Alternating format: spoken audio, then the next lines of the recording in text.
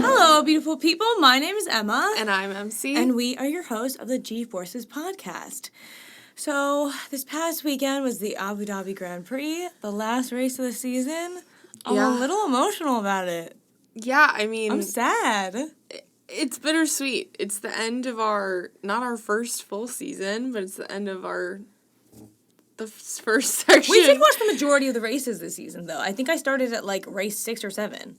I feel like I started so much later. But yeah, I don't know. It's definitely... I mean, we have all this time now. We're going to definitely be coming in season 2 more prepared. Oh, yeah. But, yeah, I think it was...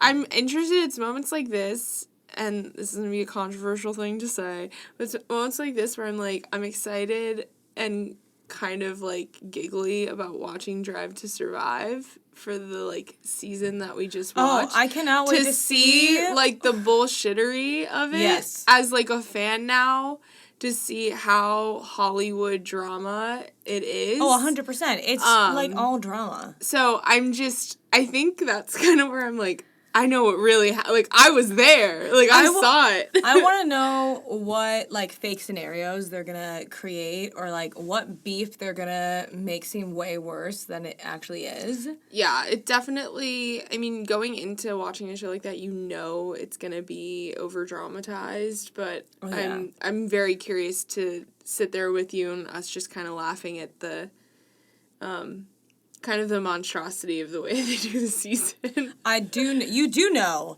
that their Daniel Ricciardo, return episodes. Oh my God. Because he returned twice are going to be phenomenal. Yeah. They're going to make it a whole big thing.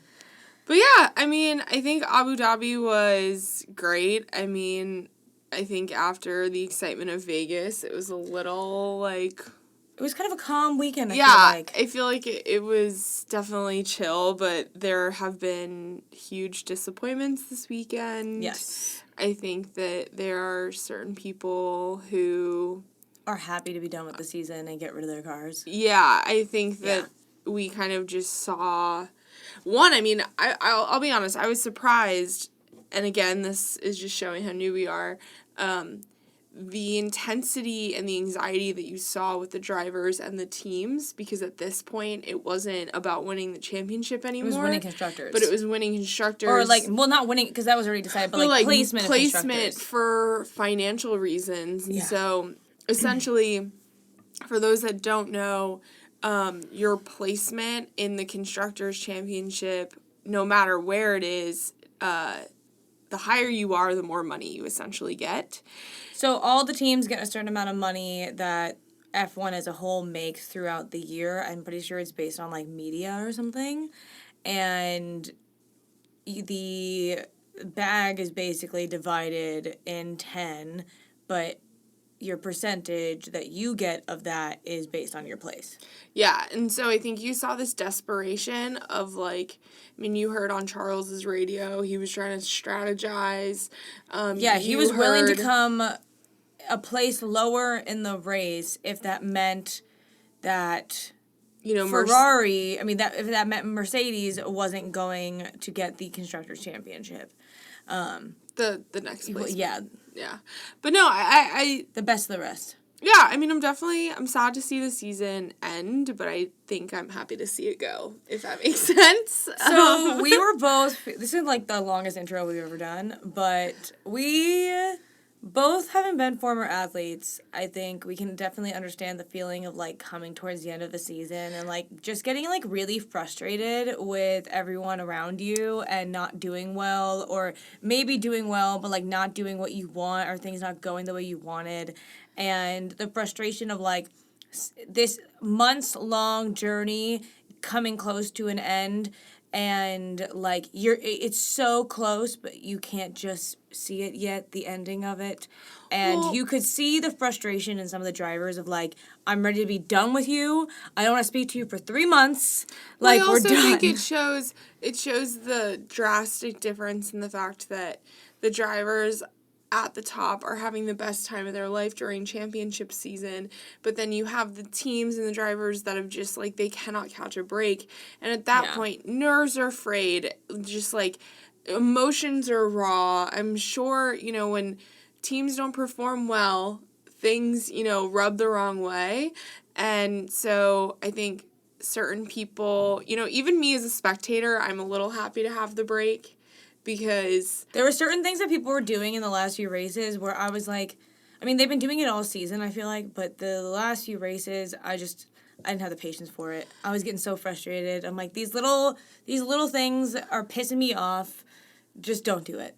Yeah, I also just think, like, the way certain people were acting, like, I'll just admit, I was a critic of George. I have constantly been talking in the last few weeks about how whiny I feel he is on the radio, which, as someone who is very underqualified to have any of these opinions, I just felt like and again, I think this does also have to do with the way the media spins everything. Yeah, because we're not hearing everyone's radios. Yeah, I just think, like, I was just getting, like, so... The way the media was spinning it, and the way, like... And we love watching F1 TV, but I was even like, okay, we've heard George complain like this, like, 9 times. Yeah, like, give me a radio of, like, Danny being really kind to his race engineer. I don't know... Maybe this is an old TikTok. I don't check the dates. But did you see that radio between Max and Daniel? Or Max and GP this weekend about Danny? Yeah, where he was like, Danny, we have a bromance. And GP was like, sorry, what? Like, what? And it's like, that should have been. Because that would have lightened the mood. And it honestly would have taken, like, because I had issues with Max this weekend. It would have taken off Max that. Max is one of the people I've been irritated with. It would have cooled the burn of, like... It would have brought some humanity back to Max. Yeah. So. But we are going to do our normal rundown of the weekend. So FP1, FP2, and FP3. We're going to do it all together. We're going to try to sum it up pretty quickly. FP1 was really the main thing that had stuff going on. And FP2 had a little bit of excitement at the beginning. FP3, nothing really. Quali, we'll walk through it as usual. And then the race. So... Yeah. And our final thoughts after that, because we've got a lot of things we want to talk about. Yeah, we're going to try to breeze. This might be a long episode. My dinner's waiting, but hopefully. I haven't had dinner yet. It's fine. Yeah. I just ate half a bag of chips for lunch, so I'm really hungry. Okay, so we'll get on to the next segment. All right, guys.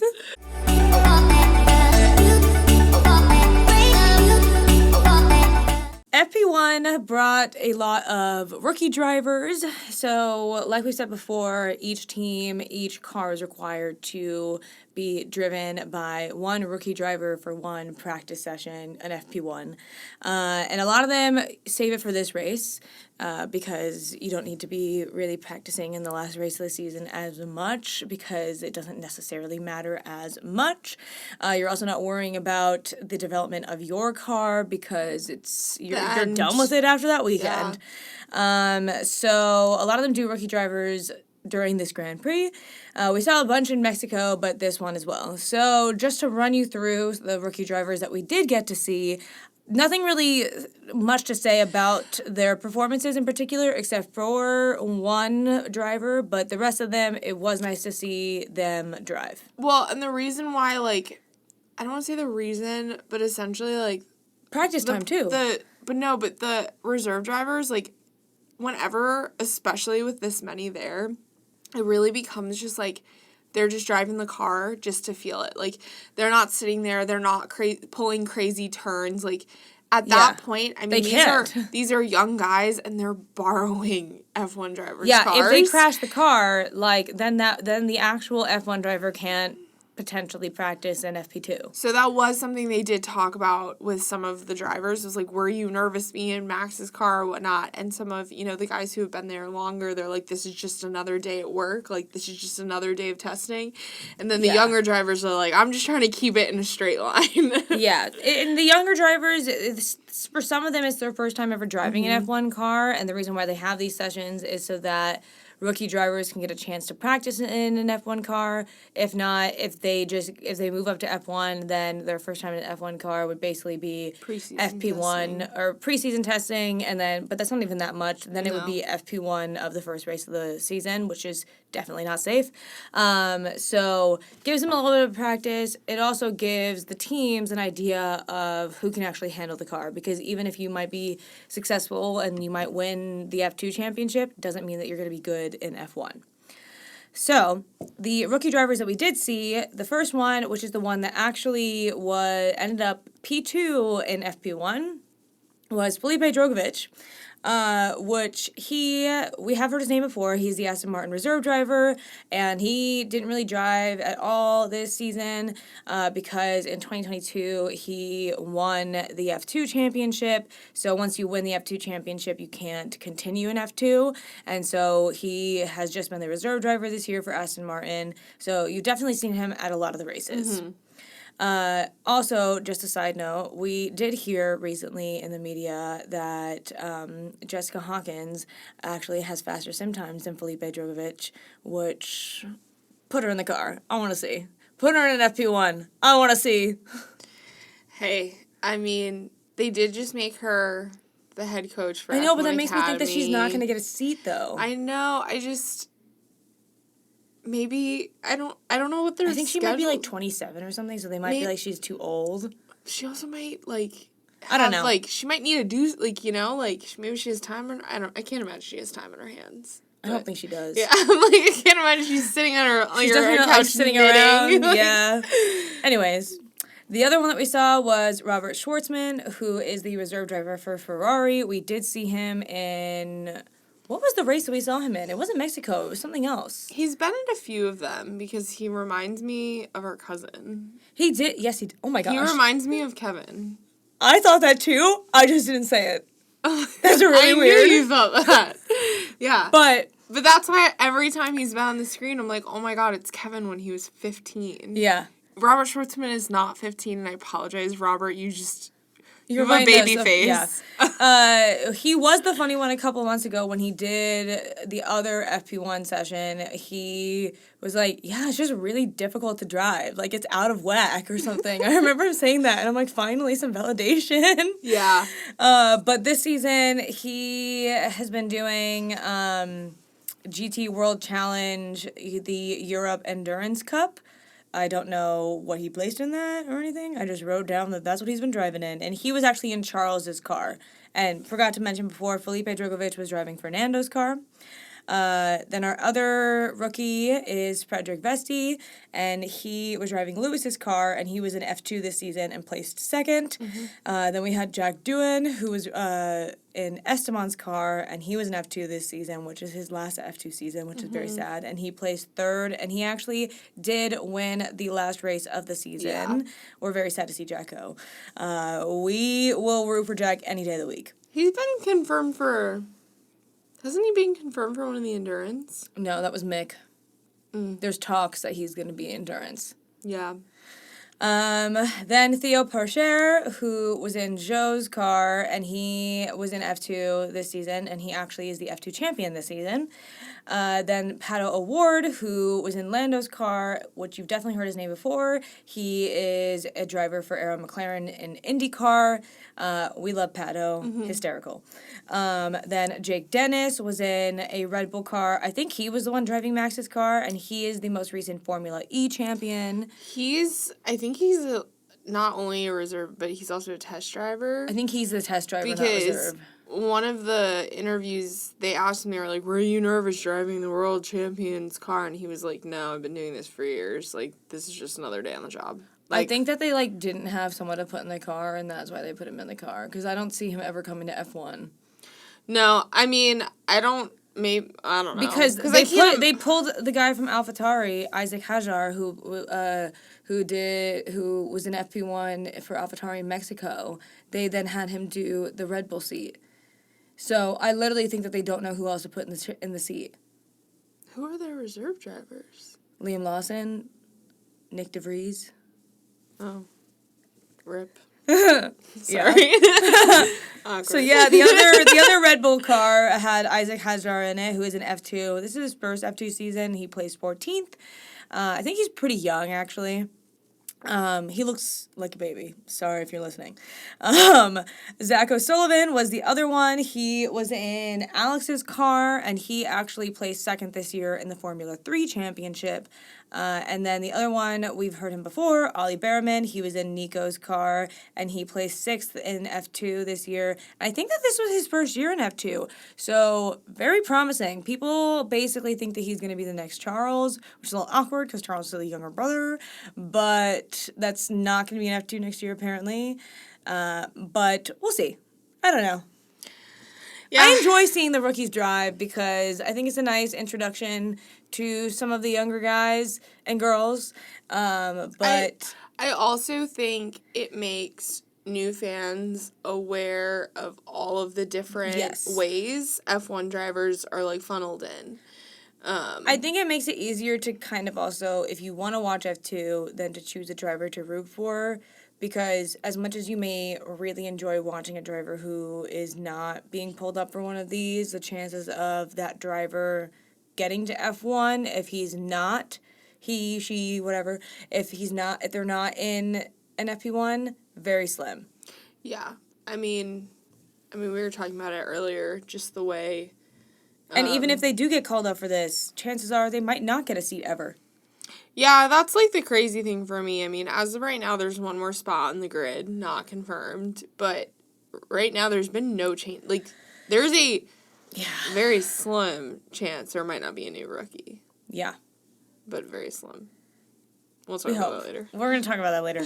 So, then FP2, we get into that, and it's red flagged after about 9 minutes because of Carlos. Yet again, Carlos causing another red flag. And both times, not his fault.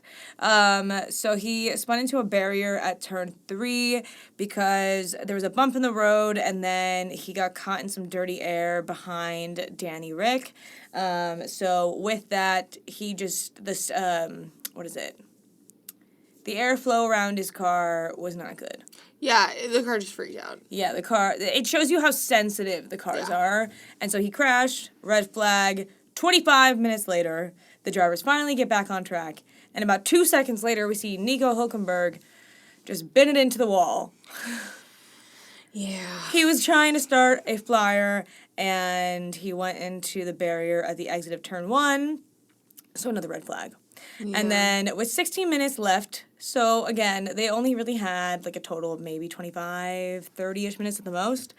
The drivers finally could go back out, and there's not really much to say about their performances because I don't think there was enough time for them to actually do anything valid. Yeah. Yeah. And then we get to FP3, and I personally thought in FP3 that it looked like the Red Bulls were struggling, and I was getting excited that we were going to have another race winner for the last race of the season. I was like, is this going to be Singapore Part 2? I'm trying to think, though. Like, I feel like their practice performance, though, is always, like, a little subdued. Like, they do never, like, I'm sure Max has been on the top of practices, but I feel like they always go very subdued where we're like, oh, maybe it's the week. And then they get into qualifying and you're like, never friggin' mind. Well, I feel like for the first half of the season, they were still dominating even a practice session. But ever since other cars have caught up, they haven't been topping the practice sessions every single time. Yeah. So that's really all I had to say about the practice sessions. Did you want to add anything? When did the incident in the pit lane happen? With Max? When he cut. Oh, that did happen during practice. Yeah. Yeah. Okay. It's such a petty thing I'm bringing up. I'm sorry. No. But this is the thing that was pissing me off. Yeah. Because he's done this before. I'm sorry. I'm getting very passionate about this, but I'm pissed off. Okay. Well, I think the reason why, to let Emma take a deep breath so she doesn't explode everyone listening's eardrums, I think the problem is that, and I'm going to boil it down to basic terms that for Max are probably going to sound insulting. Sorry, Max. My biggest comparison for this was like being in elementary school after recess and being online for water. just because you're the straight A kid doesn't mean you get to cut the line and shove everyone out of the way because you want the water. You have to wait online. We learned this in kindergarten. My problem is that Max gets aggravated when there's any level of traffic. That is the way it's been perceived to the spectators. It might not be like this always, but they catch the few moments and they push this onto the spectators. So it makes Max look like a line cutter. Well, and so, to be fair, Max, apparently before this weekend, there weren't any rules about cutting people once you exited the actual, like, pit lane exit line. Okay. But the pit lane exit in Abu Dhabi is like a tunnel. It's a tunnel. There's not a lot of extra room. It's not in, I don't know specific measurements, but I wouldn't put two F1 cars side by side. Absolutely not. Yeah. And Max, there's a video of Max, one of his onboards, where one of the Williams, like, cuts the line in the pit lane, like, as they're trying to exit. But, like, everyone's doing it. And he's like, they cut, like, to the stewards. And I was like, bro, chill. It was the perfect example of what we were talking about earlier. It's really late. You're at the end of vacation. Exactly, that's the thing. It's the end of the season. It's the end of the school year. It's that feeling of, like, everyone's ready to rip each other's eyeballs off. That's exactly how I was feeling towards Max. Yeah, it honestly felt like siblings were quarreling. Like, it felt so petty. And it felt like siblings, like... Okay, so I feel like there's specific chairs in our parents' household that we prefer to sit in, or, like, certain spots. And it would be like me shoving you down so that I could get the spot. Yeah, well, the other problem, too, is, like... I hate to say it, but, like... Max, you're pissed that a Williams is cutting in front of you. You're going to pass them. You're going to pass them. Like, do not doubt yourself, Max. You will pass. We know you will pass them. Like, you will pass them. You could have them have a 3-lap handicap, and you would be near. Like, I just thought it was so... It just took away. I was like, well, this and is so the video of him stupid. Exiting the pit lane, he is like... practically, like, on a regular road, it would be tailgating, and he was just, like, tailgating and swerving in between cars, and I think it was one of the Mercedes, like, was driving in the middle of the road, and he was like, they're impeding me. Bro, you're cutting the line. Like, they're not impeding you, they're just driving out of the pit lane exit. Yeah, I don't know. The impeding thing, my biggest issue with the impeding thing is my biggest issue with FIA. There's a lack of consistency. Yes. Make hard freaking rules. You wrote the rule book, make a hard rule. You can't cut. Yeah. Like, just, like... Well, and so after this incident with Max... I'm sorry. It's not that hard to make rules for the pit lane. Like, we have basic traffic laws. It's just basic traffic law. Like, ugh! So after this incident with Max, the FIA came out and said that you cannot cut in the pit lane. Like that. So he wasn't allowed to do it, but they didn't give him a penalty, which I think he should have gotten a penalty for that or something. Like, even if you got a penalty, you're still going to make it up. Like, if it was a 5-second penalty, it's not going to really do much of a difference for you. If it was a 5-place grid penalty, still not going to do much of a difference. Yeah. So, anyways. That's all I had to say about practice. That was my frustration, really, this whole weekend. One of my big frustrations. Yeah. That, like, set it off for me. But... let's go to qualifying. Yeah.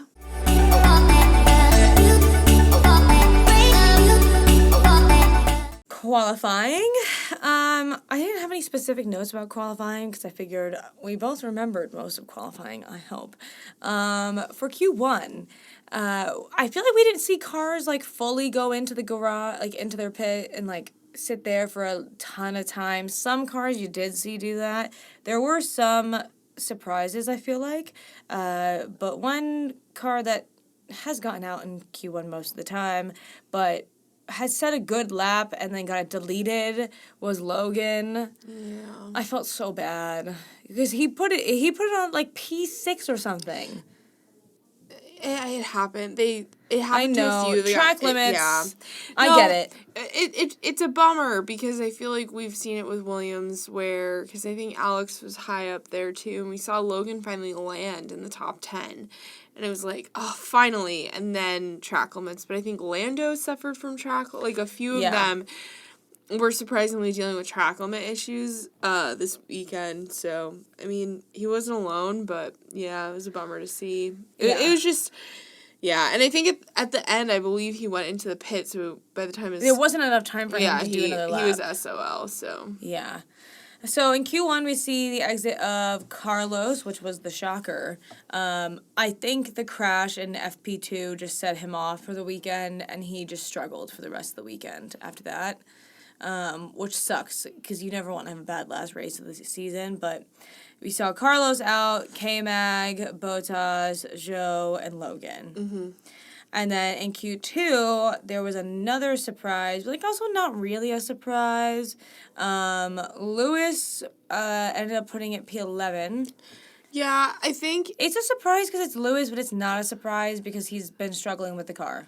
Yeah, I think they said some crazy statistic that it's, the first time since, 2009 that he hasn't made it to Q3. Yeah, he's been top 5 in qualifying since, forever, I think. And I think, this is a race that when you go back and look at Lewis's career, this is a really big, important place for him. Yes. He's had a lot of really memorable races, and I think this one's memorable for the worst case scenario. Yeah. Him getting out in Q2 was just, the beginning. And you saw him, I honestly, and this sounds terrible, I honestly can't remember how his performance was in the practice, but I think... He was struggling already. I think just the way Mercedes has come out after this race and just have completely ripped their vehicle, their car apart. Apparently they've done this, for the past 2 or 3 years, though. They've been what, our so car their is shit. performance... So it's almost for the last few... I don't know. I wasn't there, so I wasn't a fan yet, so I don't know 100%. But I've seen people say online that, the last few years, when they're not performing well, they will be the car is just horrendous. And I wonder if that's why their technical director is gone now. I mean, when regulation changes happen, sometimes you have to have a new technical director because your old one might not maximize the vehicle for the new regulations. It's the whole idea of working in a corporate America job. It's always good to have a fresh set of eyes. Yeah. And this is an aggressive. It could have just been stale. Yeah. So I'm curious to see. I've seen a few of the comments from Mercedes be they're a little nervous about 2024. I don't know. I think the thing for me that's really surprising is the difference between Lewis's performance and George. And that's what I'm confused about. Because essentially they're the same car. They're the same car. And so I just... What is clicking for George and not for Lewis? Yeah. So we'll never know. But then also in Q2, we see Esteban, Lance, Alex, and Danny. I think Alex either had a time deleted or he was just struggling, I think. And then Q3, we see Max put it on pole, Charles P2, Oscar P3, George P4, Lando P5, Yuki P6. Yuki had a weekend. He did. He really did. He met Jason Statham. I saw that video. He was so excited. He got point. I'm very happy for Yuki. It was a great weekend. Yeah. I feel Fernando P7, Nico P8, Checo P9, which he had a lap time deleted, correct? I honestly can't remember. He did, and then his name dropped down, and then Pierre P10. I don't really have much else to say. I feel like it was a pretty average qualifying. Nothing crazy happened. I think, unfortunately, we've seen the last few weekends, I think Lando is pretty self-deprecating. Yeah. I think... In an interview afterwards, he was another Saturday I've just thrown away. One thing I have noticed, he never really blames it on the other drivers. He always puts it on himself, which is good and bad because you're not attacking the other drivers, because I feel there are some drivers who will never take responsibility for their actions, but he can get very self-deprecating. Yeah, I just think the people around him, that's something that, you just have to keep an eye on. Yeah. Because, I worry, too, if it's not just him who's beating him up. It's hopefully McLaren is not sitting there and being like, you messed up that turn. I can't imagine they would, but... I would hope not. Hopefully, it's something just that other people aren't putting in his head, you know? I agree. But I think we can get into the race now.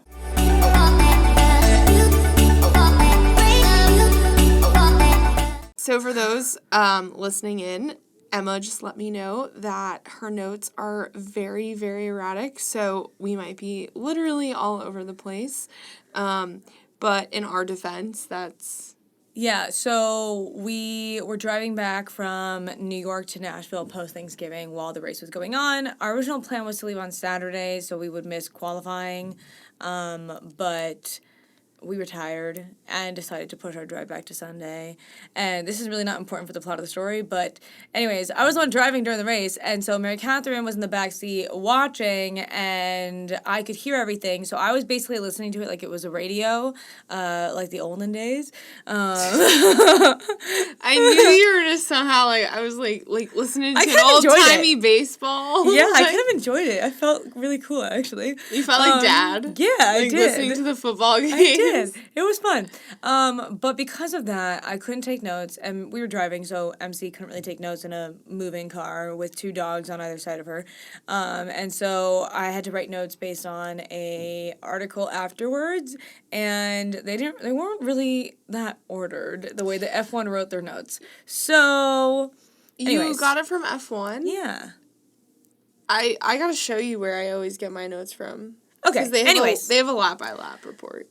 Oh, I didn't know that. Yeah. Anyways, let's get into the notes. So, on the first lap, I was getting ready for Max to just push Charles wide or, shove him to the inside, as always, as Max tends to do. I was honestly prepared for Charles and Max to be, battling it out and Oscar to, be like, I'm free. And then, Charles and Max, mess up Oscar. I was ready for carnage. I was honestly ready for carnage. Yeah, there wasn't any carnage at the start, which is never a bad thing. The pundits at one point, I think they were saying that they can't remember a final race without a DNF. Yeah, there wasn't one DNF. I didn't check that, if there were DNFs last year, but I think it was a surprise to everyone, literally how clean the start was. Yeah, so Charles and Max on the first lap were battling. I was shocked to hear that Charles was, on Max's tail. It was, 0.4 seconds. He was more than just within DRS zone. He was... Well, and the gap it didn't for, the first for a 6 while, laps. It did not, yeah. Yeah. And so then off the start, we see after turn 4 or something, we see Lando pass George. And then Lando actually passed Oscar right after that. I'm guessing that was a team order that they told Oscar to let Lando pass him. I think from the looks of it, I think Lando was actually just performing he had a faster, he was just faster. Oh, okay. Yeah, so I think Lando just he had the pace. He had the pace. Yeah. Interesting. And then we get to lap 6. And so all this is still happening right now. Charles is on Max and whatnot. Yeah, nothing's changing in the front of the pack. Yeah. Yet. Lap 6, we see K-Mag pit for new tires, and we were shocked, but he switched from mediums to hards right away. I'm guessing that I think there was a lockup at one point, which was the reason why he ended up pitting so early, because he needed new tires. The mediums just weren't doing it for him. And then we see Danny go in early to the pit because a tear-off had gotten stuck in the brake duct. So I don't know whose tear-off that was, but that's a little rude. Oh my god, I think that I don't even. Yeah, it was purposefully done, guys. It was sabotage. You heard it here. I think that then when Danny went in, they used that time to fix the repair. I think they also did new tires as well. Yeah. Kill 2 birds with 1 stone. But it was just a shock because we're sitting there and, typically you don't start to see... it's a 58 lap race. You don't typically tend to see, pit lane changes unless there's been something first 10 major in the laps. first 10 laps. So it was a little bit of a shock, but unfortunately I think they had to. Because it was overheating. Yeah. And so still at this point we see Max, Charles, and Lando all within 1 to 2 seconds of each other. I think it was mainly 1 second of each other, so they all had DRS, which was really exciting. And this is almost 10 laps into it. And we're seeing them so close to it. Well, and I think in the middle of the pack you're seeing really close too, because there's a huge DRS train, and so you're seeing a huge amount of just really close, really exciting movement. Yeah. And then at lap 9-ish, because they didn't give me an exact lap, but I'm pretty sure it was around lap 9, we see George pass Oscar. George tried to pass Oscar a few times, I think, and Oscar eventually had to just let him through because Oscar just couldn't keep him behind. Yeah. It wasn't worth ruining his tires. We get to lap 15. We see Lando and George pit. McLaren, what was that pit stop? Guys... You did 1.8. You did 1.8, and then it was something like 5.1. Why don't we, average it out and keep it somewhere between that, 2.8, which is still slow, I feel like-ish. Should be closer to, 2, 3. Yeah, I mean, it wasn't as bad as there was a worse pit stop. It was 12 seconds earlier in the year because one of the tire guns, It was Ferrari. Yeah, it was terrible. It was for Charles, too. Yeah, so it definitely gave me that because it looked like something happened with one of the rear tires that just, tripped him up. I mean, listen, 5.2 seconds, I can't even sneeze that fast. So, props to them for being able to, I'm sitting here on my lazy ass being 5.2. Come on, guys. But, unfortunately, that pit exit, George was able to get out ahead of Lando. And so that, I think, was the reason why Lando ended up behind George. Yeah. So, which had a huge impact in the end of the race and the constructor standings, I think. Yeah. Because if Lando had gotten out ahead of George, the constructor standings might be different. We'll never know. Yeah. So then when they rejoined just ahead of Oscar and Fernando, who were in a fight of their own. I think Fernando was putting a lot of heat on Oscar, and Oscar hadn't pit yet. And so I think he pit on, the next lap or two or something. Then lap 15 also, during this time, while this whole pit situation is going on, we see Lewis and Pierre, they had a little bit of a racing incident. Lewis nudged the rear of his car. Pierre has this, he has this radio that sounds like, it almost sounds like someone, actually, pushed his body. It would be the same. He was he pushed me from behind. It was something like that. And it was in this, thick French shocked accent. And it was yeah, Pierre, that noted. We all just saw it. So, it was a little funny. He pushed me from behind. I can hear it in my head right now. Because I think it's it's the French accent that makes it even better. I also just imagine Pierre being what was that? What was that? So. A sneak attack. Then at lap 17, we see Max pit, and then a lap later that causes Charles to pit. But while that's going on, when Charles pits, we see Yuki take the lead of the Grand Prix. For, laps. 7 minutes! For laps. It was 7 minutes. The last time, he was the second Japanese driver to ever lead a Grand Prix. The last time it was 2004 or something. And he, in the post-race interview, Will Buxton was did you know that? And he was no, I didn't know that. That's so cool. And it was just on Franz, it was Franz Tost, the team principal of AlphaTauri. It was his last race, and he's for retiring. his Japanese driver, the second Japanese driver to ever lead a Grand Prix, for that to happen in this race, I feel it was a really special moment.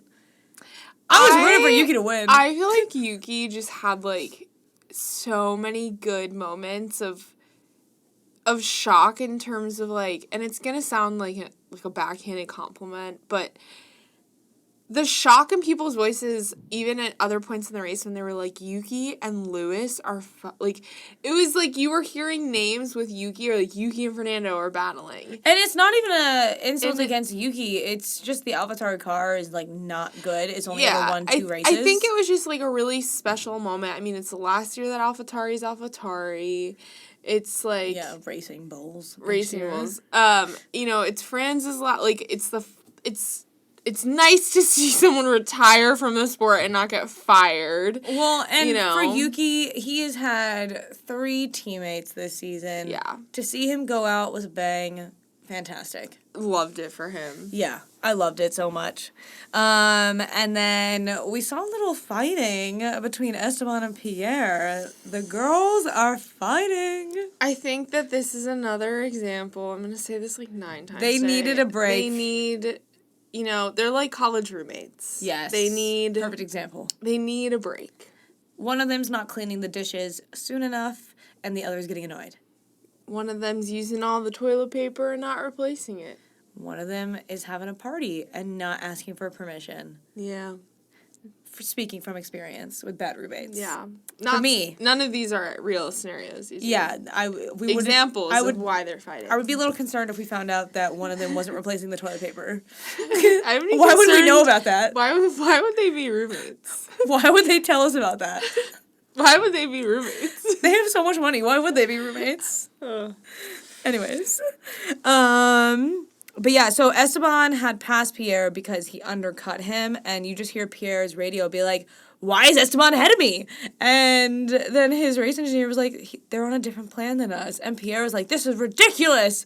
And it's just like, let's get to the end of the race, no problems. Yeah. Then lap 23, Yuki finally went into the pit, giving up the lead, and then we see Max in the lead. Then Charles, George, Lando, Oscar, and Checo. And something we haven't talked about yet at all is Checo.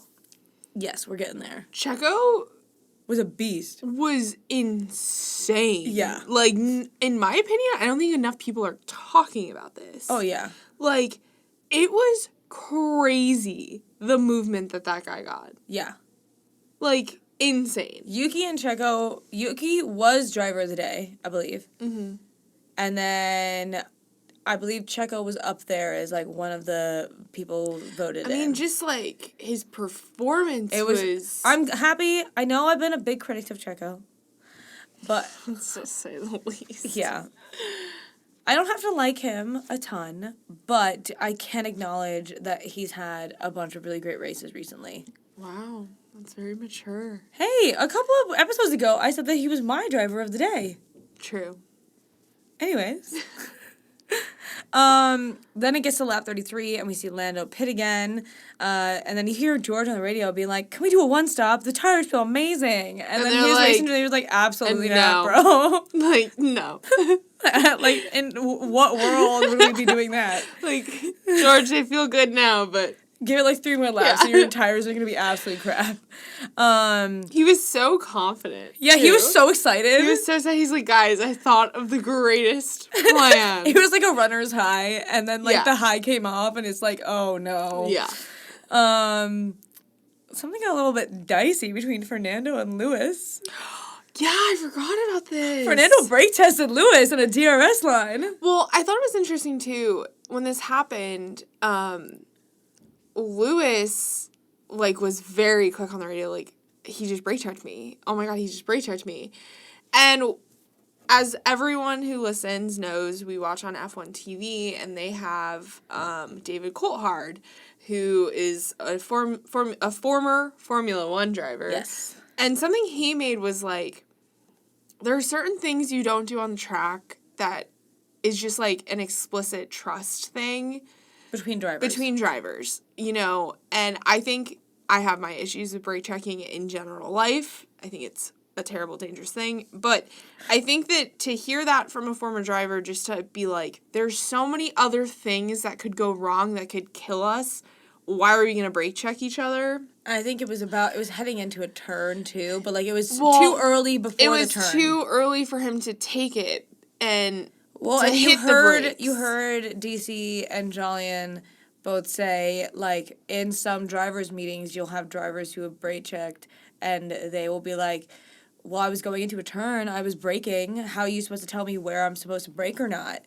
Which, smart on them, that's a good argument for them to try and cover up their asses, but I agree with them, it was unsafe. It's, with the going 200 miles an hour, and you're not supposed to really start braking yet, and to brake early just to kind of mess with the person behind you, it's a little...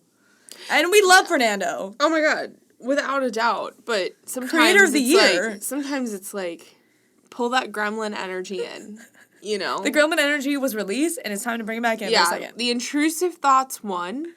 They were unsafe. You are unhinged in the best way possible, but not the time. Yeah, and I also, that shit can... That's stuff that can, like, mess with these drivers' brains. Yeah, because then they can be scared they could be scared when to brake or not. So... let's shut that shit down, guys. Yeah, never again. Lap 43, we see Checo pit. And then by the time we get to lap 48, Checo and Lando have a little incident because Checo just, like, moved that quickly in the 5 laps. So those last 10 laps for him... He just passed everyone. Yeah, last 15 laps. And so he caught up to Lando, and Checo actually got a 5-second penalty because of this in the end, which some people were like, well, specifically Julian. He was like, well, like, I think that it was just a racing incident. There was no need for the penalty. And I did see people freeze the frame and show you where Checo was in that turn, like, and see if his wheels were ahead of Lando's, and they weren't. He's done it before. He's made turns like this before, and I don't know if it's, like, a legitimate... like a form issue, like it's just the way he drives, the way he takes I think turns. It's because he's gotten away with it every other time. It's the first time he's gotten a penalty for it. And so I think that's the thing, he cuts them, in my opinion, the apex is weird. Well, it's like what DC said. I think it was DC who said it. You give a driver an inch, they're going to take a mile. You let the driver get away with it once, they're going to do it over and over and over again until they get penalized. Because I swear to God, we've seen the with same Albon in Singapore. hit with Checo three times. He's done it plenty of times before. Yeah. I think he did it to Oscar once too. Yeah, I feel like every time an incident like this happens, it's like deja vu with him. It is. So, yeah. Unfortunately, he got it, but I also think... dude, it's the last few laps of the last friggin' Have a clean race. pass. And I know it's hard to pass in Abu Dhabi, but, like, you've just passed how many cars? You obviously can do it. Like, have a clean pass and not have a problem. But then Checo ends up... Lando, like, cuts out and goes into the runoff really quickly and is ahead of Checo, but then Checo passes him right away after that. And then the order is... Max, Charles, Checo, George at that point. Then Lando behind George. So, you hear Charles on the radio say to his race engineer, like, how many seconds is there between Checo and George? Because at this point, Ferrari and Mercedes are so close in the Constructors Championship between second and third that specific placements will affect who comes out in second. Yeah. And so Charles... probably sitting there thinking about, his performance, and unfortunately, I don't even know where the frig Carlos is at this point, but Carlos is he finished P18. Yeah, like, Carlos not doing well, and so... Carlos, we forgot about this weekend, basically. Yeah, and so, like, Charles is sitting there trying to figure out how to move Ferrari up. Yeah, and so Charles let Checo pass in hopes that Checo could get a 5-second gap between Checo... Charles wanted a 5-second gap between Checo and George, and Charles to be somewhere in between there. And the gap didn't end up getting that big, unfortunately for Charles, fortunately for George. And so when the penalty was applied at the end of the race, the standings for the actual, like, race order was Max, Charles, then George, and then Checo. I think it was, like, 0.3. Like, it was something so small that Checo missed it by. But smart on Charles, to be honest, to think about that. Well, to also just, like, earlier on in the race, we have Pierre and Esteban fighting. And then at the end of the race, you have two completely different teams. Yeah. Trying to... I'm sure Checo didn't know he was working with Charles, but, like, I don't know, I thought it was a cool moment where you saw... you know, Them the the strategy driver being and the strategic. driver making, like, it felt like Charles made the call. Yeah, it was like when Carlos slowed down to help Lando in Singapore so that Lando could help defend from Mercedes. Yeah. So, yeah, that was basically the end of the race. So we saw Max, Charles, and George on the podium. And then I don't really have anybody else to mention. I mean, Yuki came 8th, which was great to see in the points, but AlphaTauri did not end up passing Williams in the Constructors Championship, which was sad for AlphaTauri, but, like, very excited for Williams. Yeah. We love Williams. And I think that's really everything I have to say about the specific race, and our final thoughts we can talk about next. Sure.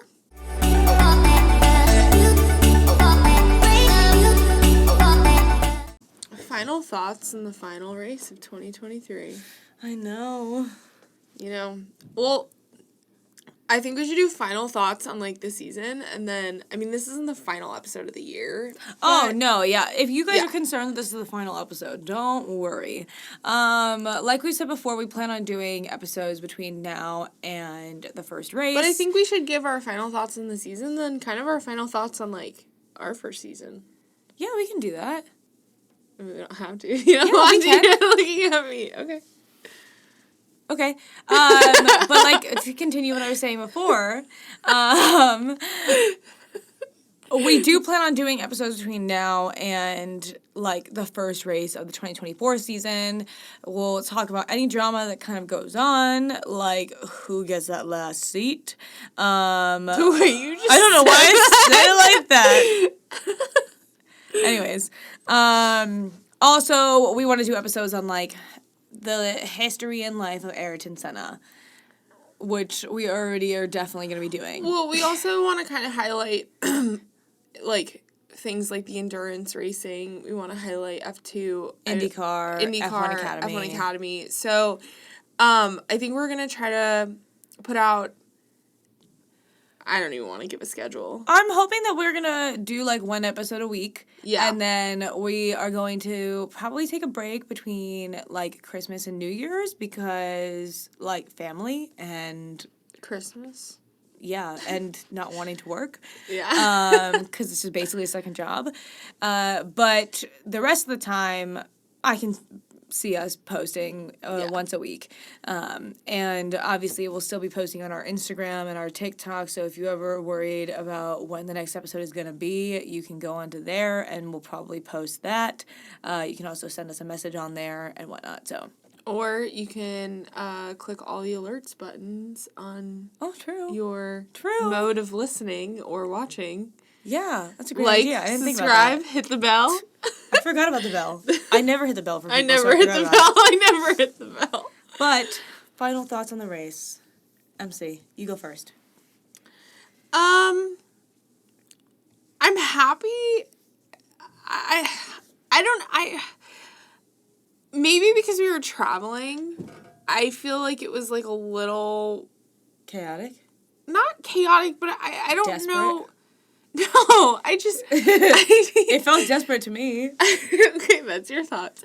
I feel like there was so much hype with Vegas. So much hype with Vegas that, like, I don't want to say... Because I feel like it's going to be such a hot take, and I'm not trying to insult anyone. If Abu Dhabi is your favorite, then keep it. It's your favorite. But it was like... I understand what you're saying. I feel like it's in Abu Dhabi's contract to be the last race of the season until, like, 2030 or something. Yeah, it is. So, like, I think they're going to have to figure out where to place Vegas so that it doesn't feel like the last race is kind of a letdown. Yeah. Because it wasn't a letdown. It just felt anticlimactic. Yeah. Because I think there had been... Both the championships had already been won. Well, Vegas had already happened, and it was just kind of like this extra race at the end of the season, which sucks because so many people put hard work into it, and it's, like, important. Yeah. So many things, like, there was such a high possibility. The Constructors Championship was the most important thing this weekend. Yeah. Yeah, where you place is, like, important and everything, but I think there's this funny quote from Charles where he's asked about, like, how it feels to get P2, and he was like, honestly, I really don't care. I don't think the drivers actually care where they place unless they win. Yeah. I mean, I don't want to say it was bad. I just think it was, like, anticlimactic or, like, it fell flat. Yeah. I think racing-wise, there were certain people, like Yuki, that I was super duper thrilled for. But then there were other people, you know, I felt like the frustration of wanting Williams to do well, I just continued to feel it. Yeah. And so I think overall, you know, it was really good, but I just think, like, Vegas needs to be refigured out on the schedule because it just... I wonder if this is how people feel, like the first race after Monaco, because Monaco was so hyped and, like, such a big thing, and then after Monaco, do you feel like, ugh, it's a letdown? It might. Yeah, I don't know. But I don't know. I didn't get to watch Monaco this year. There was so many, like... Which I feel like is a crime for me to say. There was just, like... We had the triple header, and then there was, like, so many exciting things the last few weeks, and I just feel like Abu Dhabi, like, it was so far away from everything else. It just... Listen, I thought it was a beautiful track, but I kept saying, I was like, this is so pretty. This track is gorgeous. I thought the racing was good. I just think, schedule-wise. I thought it was funny that Ferrari Land is right there. Yeah, didn't know that existed. Yeah. Definitely an interesting place. Yeah. Why is it Abu Dhabi? That's my question. And not, like, Italy. Yeah. It's kind of a random place. Like, why wouldn't they make it over by Monza? I don't know. Okay, not prepared with the closing thoughts. And then I think the last thing I just wanted to, like, touch upon to branch into you is, I feel like Logan Sargeant is, yeah. I feel like everyone's been critical of Logan. And rightfully so, in a sense, because his performance hasn't been what I think people hope and expect of an F1 driver. And you have people like Nick DeVries who are cut halfway through the season, which I don't agree with. I don't think, as much as I love Danny Rick and his media persona, like, I just don't think that it's right to just cut someone halfway through a season. I think give them the rest of the season to figure it out. But Logan had a season to figure it out, and people were critical all the way through the season. It was... We were critical. Yeah, we were too. It was sometimes because he was American, it felt like. It was sometimes because he just wasn't performing that great. It was sometimes because he just kept crashing it. Or, like, he had, like, turn limits issues, like, track limits issues. And there was a quote that I saw today from Logan Sargeant that he said that being the only American on the grid is very isolating, that, like, you feel like you can't be yourself, that you're not welcome to be yourself.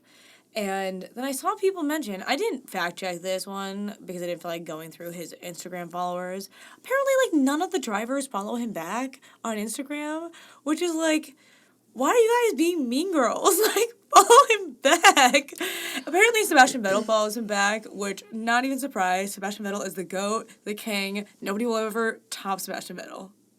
Yeah, I mean, I think that Logan, we talked about this earlier in the day. I feel like...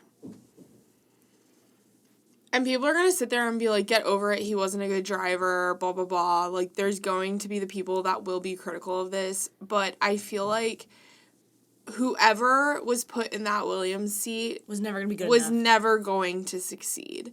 And I'm not saying that against Williams. I just think that they're in a huge time of change. They're still trying to figure out their footing after the sell. Yeah.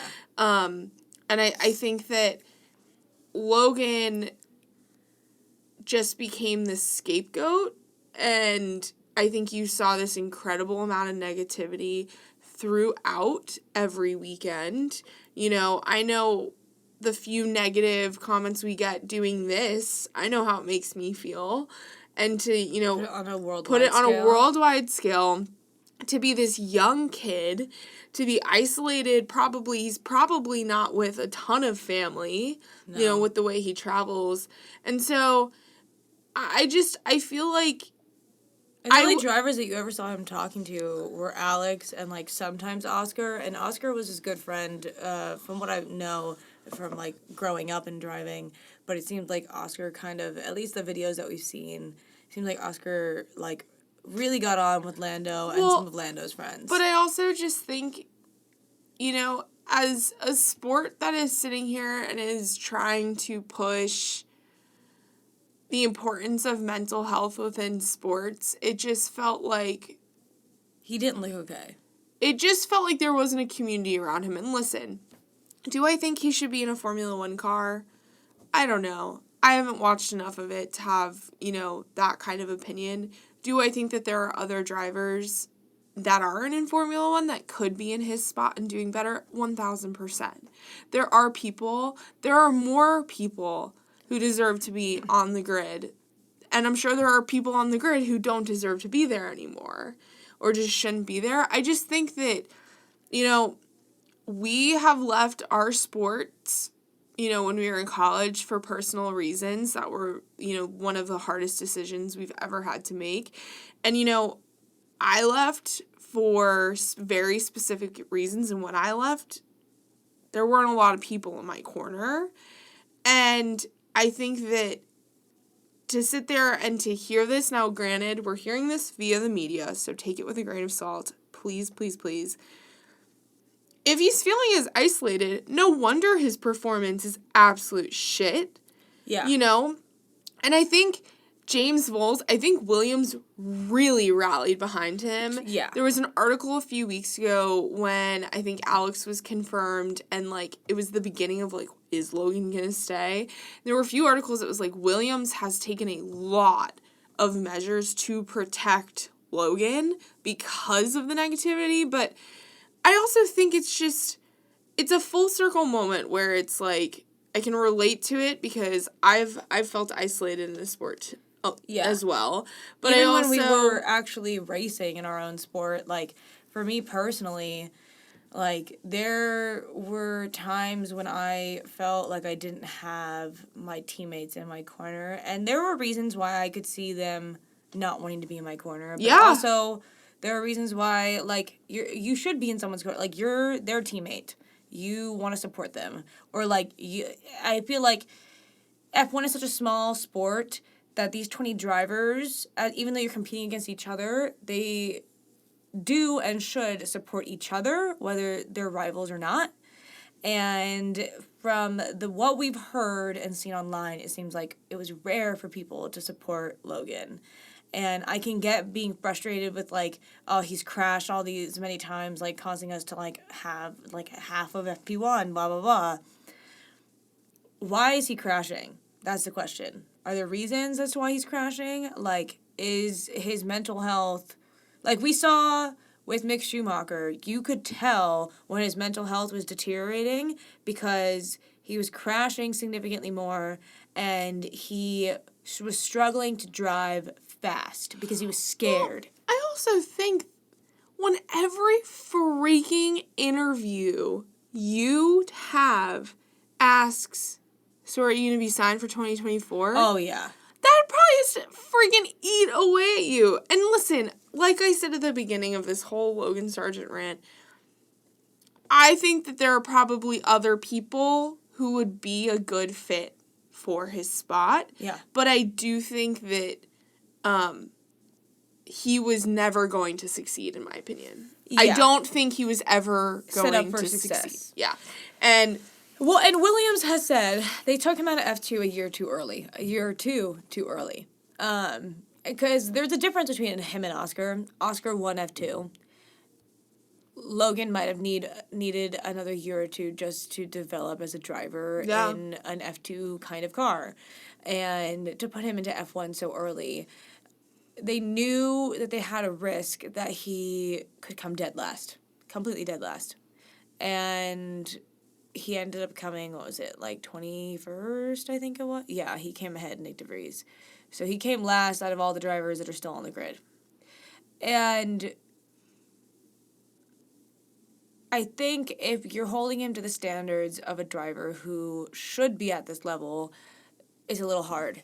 And I think if you spent an entire year with him as a driver, it's going to be difficult to just take him out of the car because you've spent all this time developing him now, unless you were to put somebody in a car for 1 year and like you take another driver and you put him into the car for 1 year because you know that he's going to be going to a different team the next year or something, and you have Logan as a reserve driver and you just have him do sims and tests and everything to just prepare for the next year after that. That's what I could see them doing. Like, I could see that, like, the rumors are that, like, Frederick Vesti might replace him, or Felipe Drogovic, his name has been in there. I think if they were to take Felipe next year and put him into Logan's seat and Logan become a reserve driver, then that gives, I love Fernando, but that gives him like another year to drive and get out of there because he is getting older now. And even though he's still performing at such an amazing level, there comes a point where you have to retire. Don't be Tom Brady. Just don't do it. Tom Brady. Never be Tom Brady. And I could see Fernando next year being his last year, and then Felipe going to Aston after that, and then Logan coming back in. Well, and I think that I'm probably in agreement in the sense that I would be shocked tomorrow if we woke up and it was confirmed. But then I wouldn't be shocked. Like, I think that there is... I think we're going to find out... within the next few days. No. Right before the season starts? I think we're going to find out right before winter testing. Are you kidding? No. That would be insane. At this point, Logan can't find another seat anywhere. Well, yeah. Felipe or Frederick Vesti, they don't have anything figured out yet. They had to wait until, like... They basically had to wait for the F2 season to finish to decide if they want to take any of the F2 drivers up. Any of that. And they had to wait and see how they finish. So, like, Theo Pourchaire is another one who's in the talks, and he just won F2, so he can't go back to F2. And so if they were to take him and move him into Logan's seat, like, he's now... Now Theo, the only options are, like, above F2. So, like, F1, IndyCar, all of those things. Yeah. So I could see them, like, doing testing and sims with all of these different drivers and figuring out which one is the best. Yeah. And then putting whoever's the best in. And then taking Logan and still have him as a reserve driver if he's not the best. And then just work with him for the next year and get him ready to be the best. Yeah. That'd be interesting. I mean, I'm just curious to see, but I don't know. I'll be sad if Abu Dhabi is the last time we ever see Logan Sargeant in an F1 car. Yeah, I think this is kind of the harsh reality of being a fan of this sport, too, though. Yeah. Is that there are drivers that we're going to see that are only going to have a season. That there are drivers like Nick DeVries that are only going to have half a season. Like... I think that this is just the harsh reality of the fact and I think that there's only 20 spots in the whole wide world. Yeah, and I think that if a driver being kicked out of their seat, whether it's at the end of the season or in the middle of the season, it feels way more intense and impactful, I feel like, in F1 compared to something like football. You can be released halfway through the season, and you may never get back on a team again. Well, because the problem in the NFL. The problem is that you don't have a sport that is, I don't know how many NFL players there are.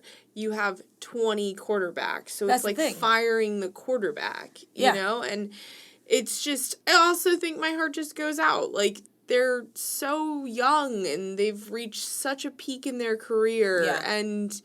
For most of them, I feel like for almost every single motorsport kid, their dream is to make it to F1. Yeah.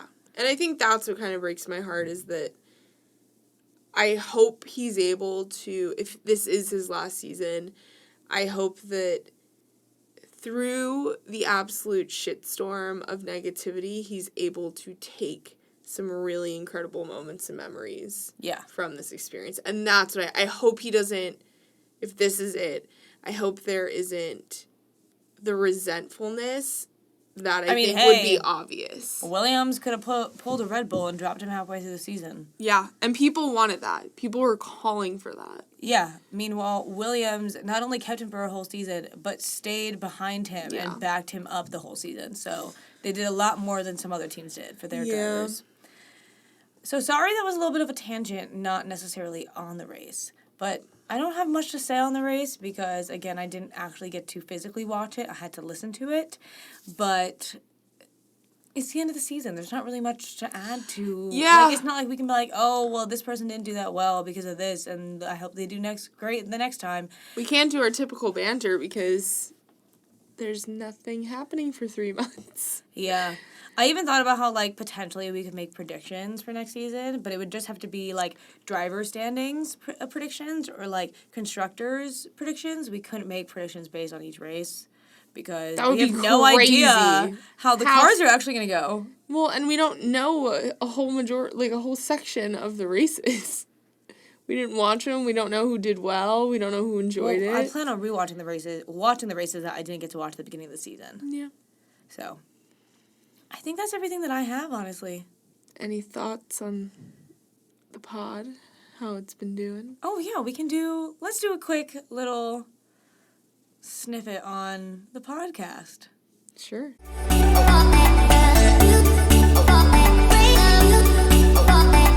So, as you guys know, we started our podcast this season. This is the very first season of the podcast. I think this is episode 20. Hey. And I really enjoyed doing this. I hope we can continue it for years on. And you guys get us forever and ever and ever. I'm hoping that we can continue to grow over the next few months, over the next couple of years, and hopefully we get some more opportunities to go and, like, do some cool things that we can bring you guys along with us. But even without all of that cool stuff, just being able to sit down and talk about the races and the sport and get to know it has been really cool. I mean, I've had friends that have been into F1 for a little while, and they now are like, even though I've been watching it for a few years, I think you probably know more, like, technically about the sport than I ever have. So. Yeah, I saw that TikTok trend that was like, we're F1 girlies. And it was like, or like, we're sisters. Yeah. Like, we're obviously, and I don't remember which female podcast it was, but they were like, we're F1 girlies. We're going to know every champion since 1950. And I feel like we've hit the ground running. We've tried to absorb and learn as much as possible, not only for you guys, but for ourselves, you know. I love when people hear that we are doing this and they try to talk to us, and then we kind of jump down the rabbit hole of all of our knowledge, and they're like, oh, you, like, really know. You, like, really know. And listen. And we don't really know that much. We don't. Like, we know more than your average citizen. Yeah, than your average American citizen. But, yeah, I feel like it's weird. I am not the biggest social media person, and so this has been, you know, I'm 27, about to be 28. I feel like I'm old enough that I don't really fully know social media as well as Emma, and so I think I've had to, you know, apply myself a bit more.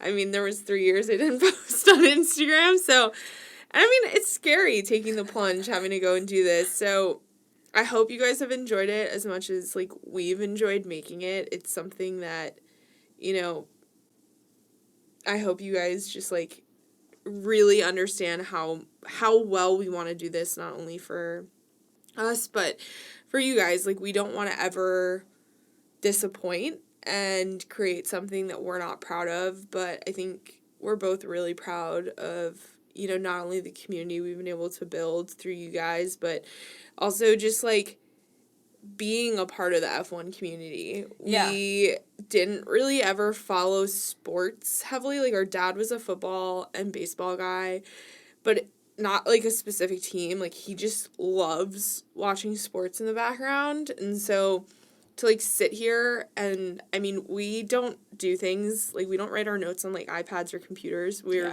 like, old-fashioned, like, pens and paper. And so, like, I'm so excited, too, to, like, do this in the next few years and have these compiled notebooks. Oh, be it's gonna able be to, so like, cool. look back on my notes, or to even look back, you know, if there's certain races that didn't happen anymore. And so... Or even, like, a few years from now, looking back on our notes and seeing the things that I would write down compared to, like... In the future, like, what Yeah. I would find important, but then even with, like, the regulation changes, like, what are the stuff that is going to be important for those races compared to it now? Like, things are going to change. There's just, like, so much to learn still, and there's so much growth that, you know, I'm excited for us to have. Yeah. And I'm also just excited to learn about more motorsports. Yes. There's so much out there, and we were even talking about this, you know, F1 is... Whenever you talk about F1, it is the pinnacle of motorsport. And I think that while it's the pinnacle of motorsport when it comes to, you know, it hits certain bars, I think that I'm intrigued to see which other sport, you know, whether it's endurance, whether it's MotoGP, whether it's IndyCar, I'm curious to see which sport, like which motorsport I like over you like which ones we gravitate towards more, which I'm excited to see too, to explore that world. I also think it'll be interesting to get really into those other kinds of motorsports because, like we've seen with Mick getting confirmed for racing for Alpine World Endurance Championship, there's going to be F1 drivers who go to other motorsports, and being able to see them see their careers, different aspects of motorsport is going to be really cool. But also, you're going to see people like, I don't know, maybe Logan Sargeant will go to something else, and like sitting here and being able to predict what motorsport that they could go to and possibly be successful in. I think being able, like, watching those kinds of motorsports and being able to predict that, I think is going to be cool. Well, I also think just following their careers, you know, not just being like, oh, they're not an F1, I'm not going to care anymore, you know? Yeah. I feel like because it's such a small pool of athletes, there is this kind of, like, I don't know, this, like, personal appreciation you get for certain drivers just because of the way they act or the persona that they have. And so I think to, like, once they're at an F1 world, to be like, oh, okay, bye, like, I don't know, that breaks my heart. Like, what if I don't want to see, like, what if I want to continue to follow them? And so I think just expanding our interests, but also, like, I'm ready to mansplain some motorsports. Like, I also want to expand the interest in motorsport for all of you guys and our whole community, because, like, F1 is, I find, media-wise, the most accessible because of Netflix, because of F1 TV. It's everywhere. But, like, I don't know anybody who actually, other than my brother-in-law, her husband, every once in a while catching a MotoGP thing. Like, nobody I know watches MotoGP. And watching it the one time we did, it was like, what? This is insane. Like, these guys are, like... I'm just gonna... These guys are really just raw dogging it. Stop! Okay. I can't even get into that. Like, we don't have enough... Like, we went on a family trip, and Mary Catherine, for some reason, decided her word of the trip was going to be raw dog. I didn't, like... And we worked it into every conversation possible. But they really are. The MotoGP guys, really, they have, like, their race suits and everything, and they have, like crash packs, basically. Like, their suits, like, blow up, honestly, when they crash.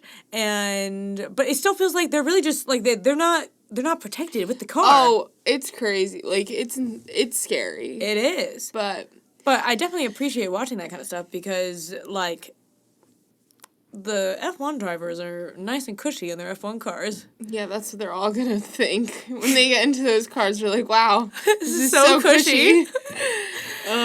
But... This has been a long episode. Overall, we just really appreciate you guys. We're very happy to be doing this, and we're very happy for the growth that we've had, and we hope to continue that. Please make sure, with that, please make sure to like, follow, subscribe, hit the bell, all the things. We'll probably be the most active on our Instagram as usual when it comes to socials. So if you want any updates or anything, just go there. You can even message us. We had somebody message us the other day just asking like a basic F1 question. I was like, sweet, I can answer this. I know the answer. We did have someone today ask us if Logan's seat was confirmed, and I'm like, I'm not privy to this information. Wish that's we the question were. of the century, man. We wish we were. Maybe one day. Maybe one day Yeah, we'll be. I hope one day. That would be really Williams. If you, I'm wearing your sweatshirt. well, we will be the first official scoop. We will announce it. Yeah.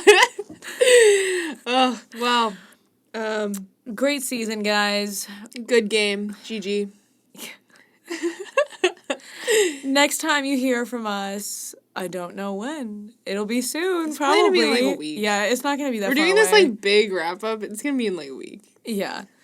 But if you have any, like I said before, if you have any drivers that you want us to do an episode on, like Ayrton Senna, like Michael Schumacher, let us know in the comments. If you have any questions on like different kinds of motorsport that you want us to talk about, let us know, and we will definitely talk about those ones.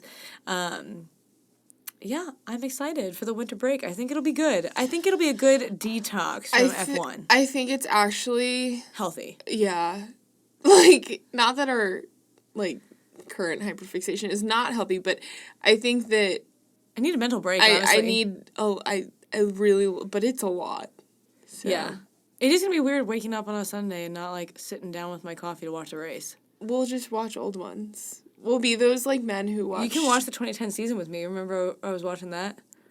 Looked like it was filmed on a potato. Yeah, it probably was. Yeah. But... yeah. So, I think that's all for today. All right, well... Until next time, guys. Until next time. Bye. Bye.